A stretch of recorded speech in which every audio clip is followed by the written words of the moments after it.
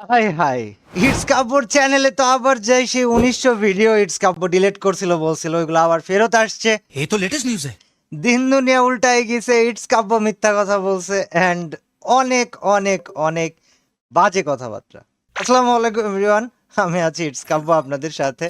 It's কাব্য মানে হাসতে ইচ্ছা করতেছে না কষ্টে কাঁদতে ইচ্ছা করতেছে এটাই বুঝতেছি না।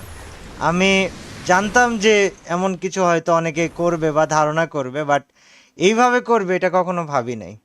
তো আসসালামু আলাইকুম এভরিওয়ান, আমি আছি মোহাম্মদ সৈকত ইসলাম আপনাদের সাথে, এবং আজকে আপনাদেরকে একটু বিস্তারিত জানাবো যে আমি কি আমার ইউটিউব ভিডিও ডিলিট না করে প্রাইভেট করে আপনাদেরকে মিথ্যা কথা বলেছিলাম, নাকি আমি আমার ইউটিউব ভিডিও ডিলিট করেছিলাম আর ডিলিট করলে কিভাবে আমার ভিডিও ফেরত নিয়ে আসলাম, কেন ফেরত নিয়ে আসলাম, এর একটা এক্সপ্লেনেশন আপনাদের কাছে দেওয়া প্রয়োজন বা আপনাদের কাছে দেওয়া জরুরি। কারণ আপনারা অনেকেই এই জিনিসটা সহানুভূতির সাথে দেখলেও কিছু মানুষ আছে যারা খুব বাজে বাজে ধারণা পোষণ করতেছে, বাজে বাজে কথা বলতেছে, এবং আমার খুব কষ্ট লাগতেছে।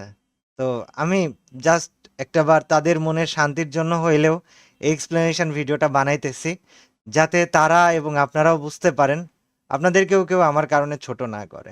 चलो भाई। আর আমি বিগত 7 থেকে 8 বছর ধরে ফ্রি ফায়ার গেমিং ভিডিওস বানাচ্ছি। রিসেন্ট টাইমে আমি ওমরা করতে গিয়েছিলাম এবং সেখান থেকে ফেরার পরে আমি গেম খেলতে পারতেছিলাম না, ভিডিও বানাইতে পারতেছিলাম না। And একটা রাত্রেবেলা প্রায় 4 ঘন্টা ধরে, রাত 3টা থেকে সকাল 7টা না 8টা পর্যন্ত প্রায় 4-5 ঘন্টা ধরে আমার চ্যানেলের 1900 ভিডিও ডিলিট করে ফেলি। এবং এটা নিয়ে অনেকে অনেক রকমের সহানুভূতি দেখাই, অনেকে অনেক রকমের কথা বলে, অনেকেই সঙ্গ দিতে চায়, অনেকে ছেড়ে যেতে মানা করে। বাট তারপরে কিছুদিন যাওয়ার পরে আবার আমার চ্যানেলে এইটা যে করেছি, তো সবাই যখন জিজ্ঞেস করে আমি যা করেছি তাই বলেছিলাম যে আমি ভাই আমার ইউটিউবের 1600 ভিডিও ডিলিট করে দিয়েছি। বাট এখন যদি আপনারা আমার ইউটিউব চ্যানেলে আসেন, আমার ইউটিউব চ্যানেলে দেখা যাবে 1.9K ভিডিওস। ইউটিউবে এসে ইটস কাব্য দিয়ে যদি সার্চ করেন, যেখানে চ্যানেলে 23টা ভিডিও ছিল, সেখানে ইউটিউবে এসে ইটস কাব্য বলে সার্চ করলে এখন আপনারা প্রায় 1.9K 1900 ভিডিওই আবার ফেরত পাবেন। তো কথা হলো যে এই ভিডিওগুলো ফেরত আসলো কেন, এই ভিডিওগুলো কবে ডিলিট করেছিলাম। প্রথম কথা হচ্ছে আমার চ্যানেলের এই ভিডিওগুলো আমি ডিলিট করেছিলাম সম্ভবত 3 তারিখ বা 5 তারিখের দিকে, অক্টোবর মাসের 3 তারিখ বা 5 তারিখের দিকে। এরপরে আমাকে সবাই মেসেজ দেওয়া শুরু করে, এবং বাকি ঘটনাতে যাওয়ার আগে আমি একটু দুটো ভিডিও দেখাতে চাই আপনাদেরকে। দেখি মন্তব্য, তার মধ্যে একজন আছে আমার ছোট ভাই তালহা। তালহা কি বলেছে আমার এই ভিডিও ডিলিট দেখে, এইটা বা এই ভিডিও ডিলিটের এই ইস্যুটা নিয়ে, চ্যানেলে ফেরত আসা ভিডিও ফেরত আসা নিয়ে ছোট ভাই তালহা কি বলেছে, আসেন আমরা দেখি। 1800 ভিডিও ছিল ডিলিট করে, তাহলে এখন বাকি ভিডিও কোথায় তো আসলো করতে? যার যেটা ভালো মনে হয়, যে যেটা মন চায় হাই ক্রিয়েট করার জন্য সবাই সবকিছুই করে। সব তাহলে আমার বানাই ওইলে তালহা ওই দেখাও, এক কথার মানুষ, সুদা সাপটা হিসাব ভাই, যেটা বলবো ওইটাই করবো, বলছি করছি, যেটা বলবো ওইটাই করবো। এ কোন ধরনের কথা? না আমার তো এখন ভাই মেজাজ খারাপ হচ্ছে জিনিসটা দেখে। তো আমার বানাই দিল একেবারে। আমি ওই সময় কল দিলাম, কল দিয়ে পর্যন্ত জিজ্ঞেস করছিলাম যে ভাই কি হয়েছে কি দেখি।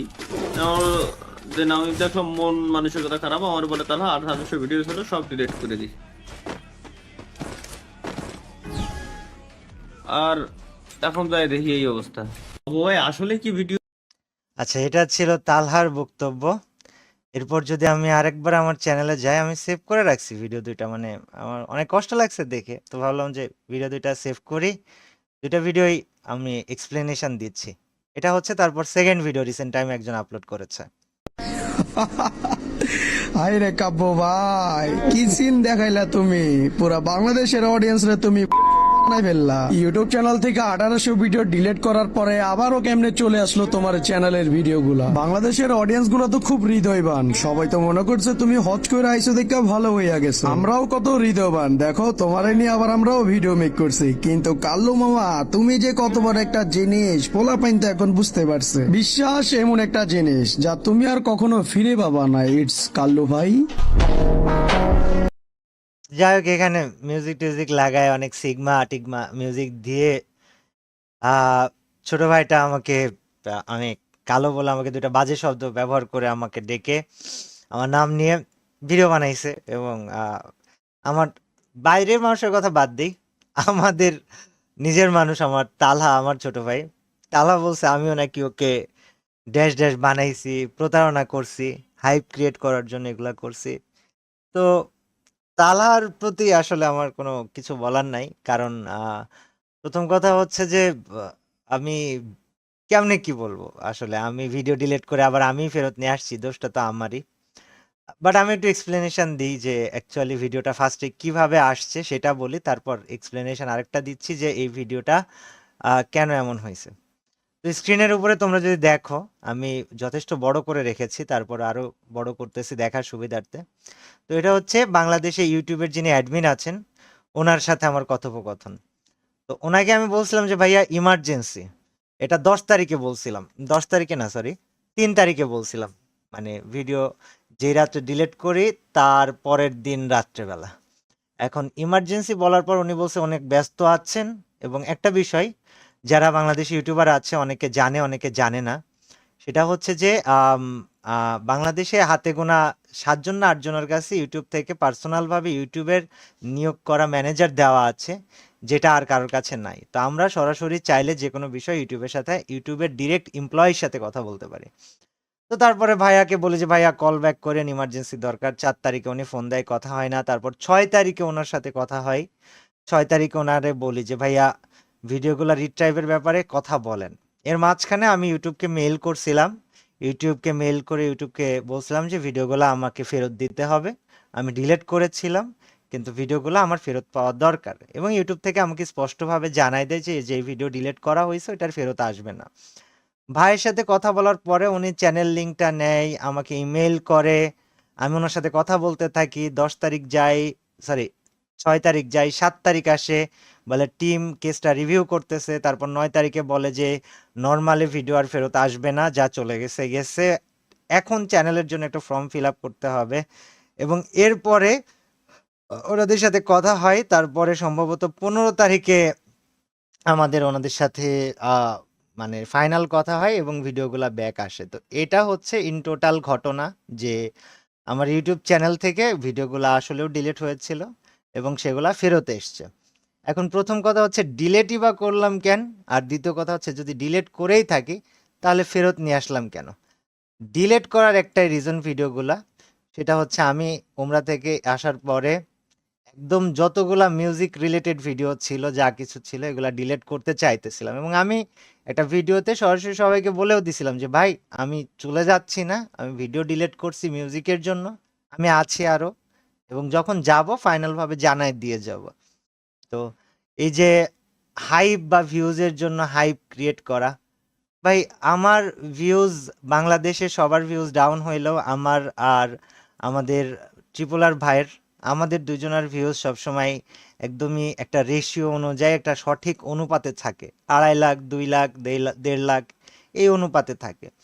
তো আমার ভিউজের জন্য নতুন করে হাইপ ক্রিয়েট করার কিছু নাই। আর দ্বিতীয় কথা হচ্ছে তালহার যদি মনে হয়ে থাকে তালহাকে ড্যাশ ড্যাশ বানিয়েছি শুধু ভিউজ কামানোর জন্য, হাইপ কামানোর জন্য, তো তালহাকে একটু মনে করাই দিতে চাই, ভিডিওগুলো ডিলিট হওয়ার পরে তালহা ফোন দিয়েছিল এবং আমি ওকে আমার মনের অবস্থা বলার পরে ভিডিওগুলো কেন ডিলিট করেছি সেটা বলেছিলাম। ভিডিও যখন রিট্রাইভ করি, প্রায় 10 দিন ধরে ভিডিওটা রিট্রাইভ করার প্রসেস চলেছে, যার জন্য ভিডিও রিট্রাইভ হওয়ার পরে তালহাকে যে জানাতে হবে যে তালহা আমার ভিডিও ফেরত এসছে বা এনেছি, এটা জানানো হয় নাই। এর জন্য তালহার আমার সাথে ক্ষোভ, এবং লাইভ স্ট্রিমে থাকাকালীন আমাকে ফোন দিয়ে কথা বলতে বলতে মুখের উপরে ফোন কেটে দিছে। এখন ছোট ভাই বড় হয়ে গেছে, তো ওর নিজস্ব জ্ঞান বুদ্ধি আছে। আমি ভিডিওর জন্য বা আমি ওর কাছ থেকে এর জন্য আসলে কি বলবো, আমার বলার কিছু নাই। তবে আমি জাস্ট একটা স্পষ্টভাবে বলে দিতে চাই, আমাকে নিয়ে তালহার যে ধারণা পোষণ করেছে তালহা, তাতে আমি আসলেও খুব কষ্ট পাইছি। কারণ আমি আমার বাস্তবতার সাথে তার ধারণাকে পুরো 360 ডিগ্রি উল্টো প্রমাণ পাইছি, এবং ভাই হিসেবে অন্তত ওর আমার উপরে এতটুকু ভরসা রাখা উচিত ছিল যে আমি ওর কাছে মিথ্যা কথা বলি নাই, ওকে ভিউজের জন্য ইউজ করি নাই। তারপরেও যে কথাগুলো লাইভে বসে অডিয়েন্সের সামনে যেভাবে বলেছে, এতে ওর ক্ষোভের বহিঃপ্রকাশ হয়েছে। এটা নিয়ে রিপ্লাই ভিডিও বানানোর দরকার নাই তাহলে। আমি জাস্ট এটাই বলবো যে আমার ভাই হিসাবে তোর আমার উপরে ভরসা রাখা উচিত ছিল। আমি তোকে বলেছিলাম, আমার মানসিক অবস্থা বলেছিলাম, আর্থিক অবস্থা বলেছিলাম। ইভেন আমি প্রায় 25 থেকে 26 এর একটা অ্যামাউন্ট আছে, যেটা ইনভেস্টরের অ্যামাউন্ট আমাকে ফেরত দিতে হবে, আমার বিজনেসের জন্য নিয়েছিলাম। সেটা নিয়ে আমি কতটা আর্থিকভাবে ভেঙে পড়েছি এটা জানাইছিলাম। আর সেকেন্ড আরেকটা ছেলের যে টিকটক ভিডিও দেখলা, ছেলেটা এত বাজেভাবে কথা বলেছে, ইভেন আমার উমরা নিয়েও বাজে কথা বলেছে। তো আসলে দোষ কারোরই না। আমাদের একটা রোস্টার ছোট ভাই একটা কথা বলেছিল কয়েকদিন আগে, একটা ভিডিও বানায় যে কাব্য ভাইয়ের সবকিছু আমি বুঝতে পারতাছি, ভাইয়ের সব থেকে বড় ভুল হয়েছে ভাই যা করতে চাইতেছে সেই পরিকল্পনাটা আমাদেরকে জানানো। সে যদি প্রাইভেট ভাবে করতো তাইলে কেউ কোনো কথা বলার সুযোগ পাইতো না। এবং ওর কথার সাথে আমি শতভাগ একমত। আসলেও আমার খুবই ভুল হয়েছে আমার পরিকল্পনাটা জানানো মানুষকে।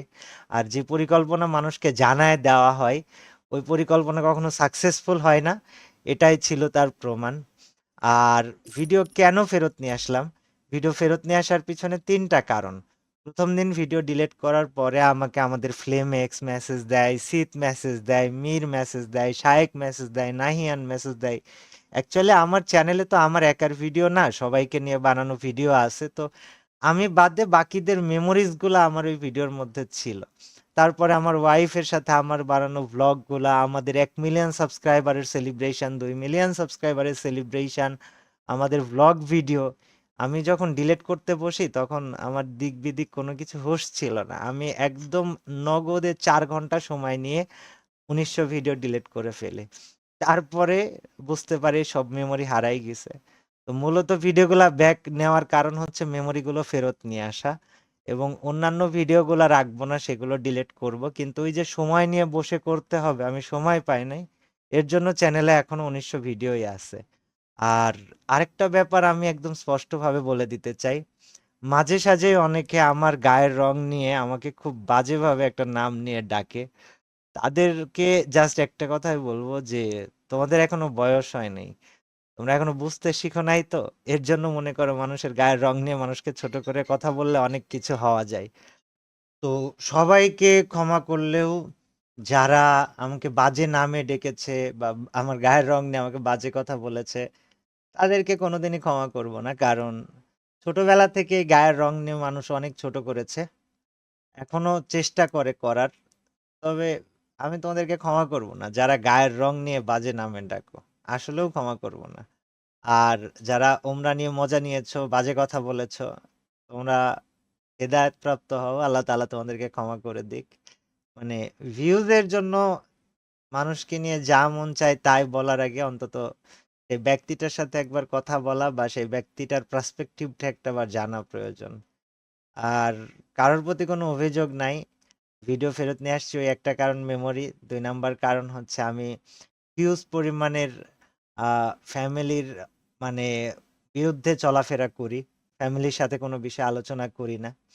তো আব্বু বউর সাথে আমি ফাইনালি মনে হয় 14 না 15 তারিখ একটু বসে কথা বলি। আব্বু আমাকে কয়েকটা বিষয় বলে, এবং এক্সপ্লেনেশন আর কিছুই দিব না, জাস্ট এটাই বলবো যে ফ্যামিলির সাথে আলোচনা করার পরে আমি কোন ভুলগুলো করতেছিলাম এগুলো বুঝতে পারছি, এবং আমি আমার আর কোনো পরিকল্পনা কাউকে বলবো না। বাট ডিলেটেড ভিডিও ইউটিউব থেকে আনা সম্ভব যদি ইউটিউব থেকে সরাসরি তোমাকে হেল্প করে। এবং আমি সহ বাংলাদেশে মনে হয় মাত্র 6 জন না 7 জনের কাছে ইউটিউবের এই ম্যানেজারটা আছে, যেটা আর কারোর কাছে নাই। তো সবাই ভালো থাইকো। এটাই স্টোরি, কেন কিভাবে ভিডিও ফেরত আনছিলাম। আর কেন ফেরত আনছিলাম এটার পিছনে রিজন হচ্ছে 1 নাম্বার আমার সব পুরাতন মেমোরিজ গুলা রাখা এবং বাকিগুলা ডিলিট করা। 2 নাম্বার হচ্ছে আমি আমার ফ্যামিলির বিরুদ্ধে অনেক কাজ করছি। আব্বার রিকোয়েস্টে আমি আমার ভিডিওগুলা ফেরত নিয়ে আসছিলাম। অ্যান্ড 3 নাম্বার কথা হচ্ছে যে আমি আমার পরিকল্পনা সবার সাথে শেয়ার করার জন্য আসলেও দুঃখিত। আসলে পরিকল্পনা শেয়ার করে ফেললে শয়তান তখন সেই পরিকল্পনা সফল হইতে দেয় না।